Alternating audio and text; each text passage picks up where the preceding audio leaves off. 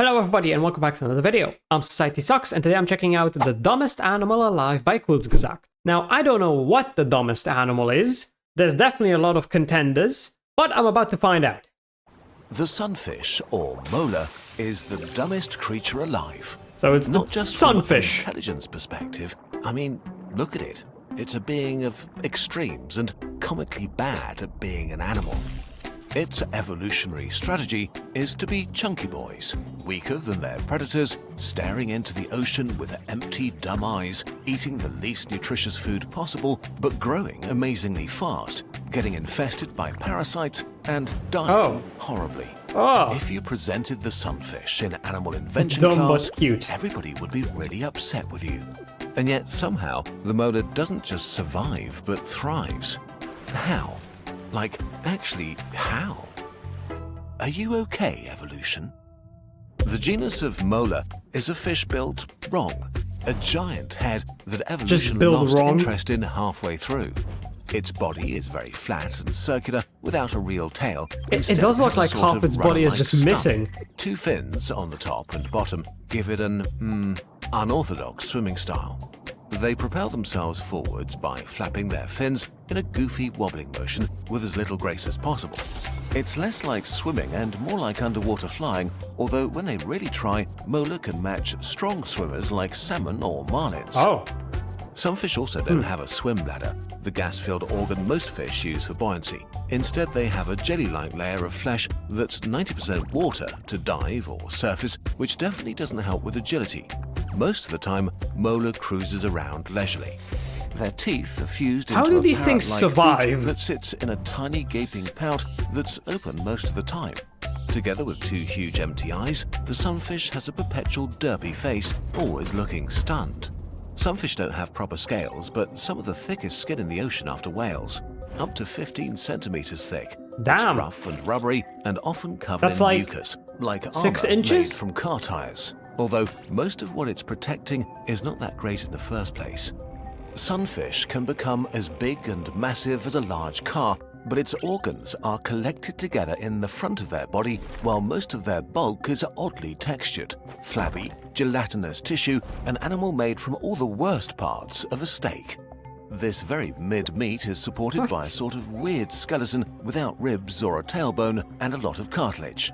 Their weird bodies are a mobile mini-ecosystem, infested and saturated with around 50 species of parasites, probably more than any other fish.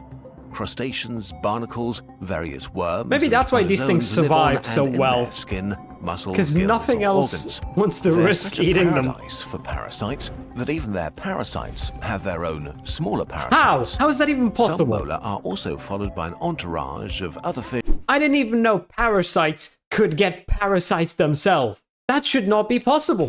That seek protection, food scraps, or feed on their inhabitants. This awkward situation may be the root of their most bizarre behavior. Mola frequently swim to the surface to float on their side like a pancake.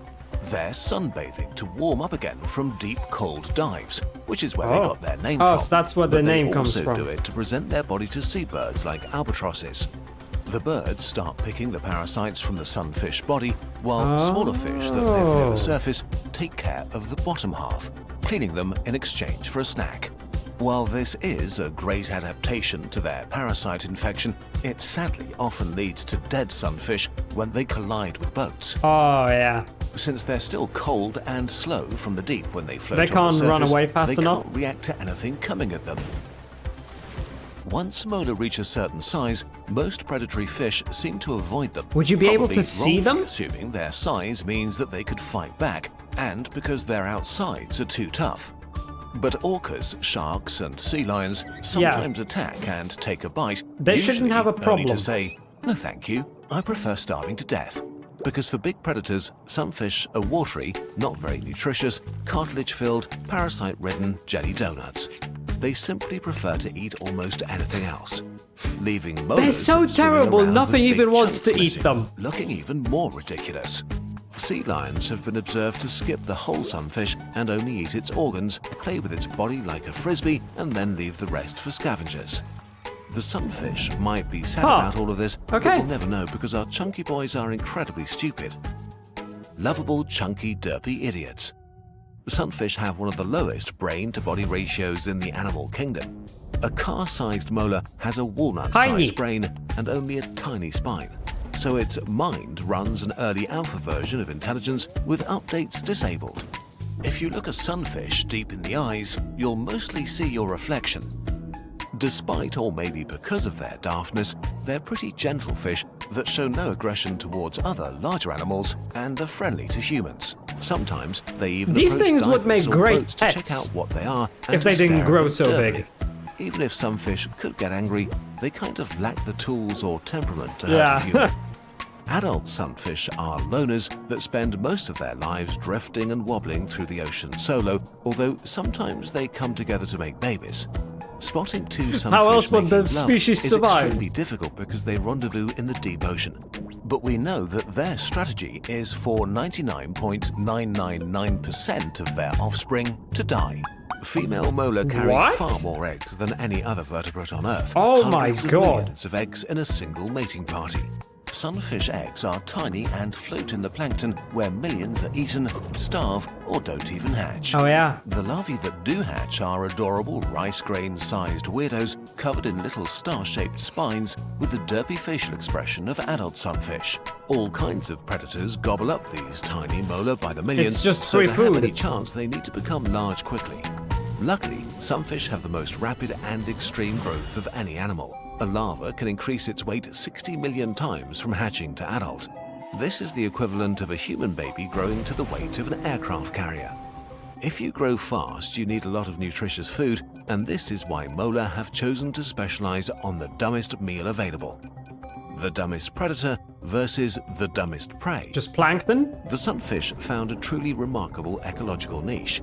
If your prey is so pathetic that some other predators don't want to bother with it, you have it all for yourself. That are the Molar facts. generalized predators with a focus on small and soft stuff. Their huge eyes can see incredibly well, especially in dim water, and they can sneak up on small prey or sift through drifting zooplankton. Mostly fish larvae, squids, shrimps, mollusks, starfish, small crustaceans, really any soft critter they can get to. But maybe their favorite meals are from the jelly kind of sea life, like jellyfish, ctenophores, and salps, which really is something since these are almost entirely water and have What the almost hell no is a calories. salp?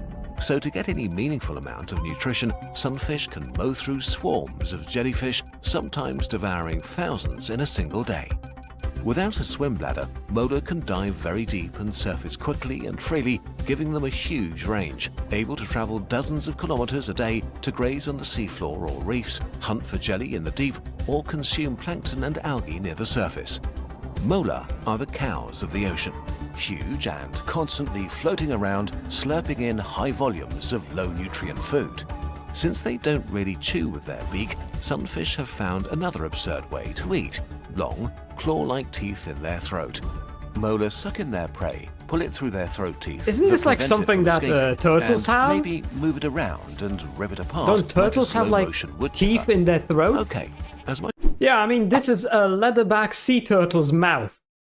It's horrifying. It's just a bunch of like teeth down their throat. So the sunfish has basically the same thing, or at least something similar. as we're roasting the sunfish, and don't worry, it doesn't understand that we're making fun of it. Actually, it's kind of genius. Of course it doesn't, it's a fish. Nature has a sense of humor and has left niches in the ecosystem that are best filled by being passive and bad at everything.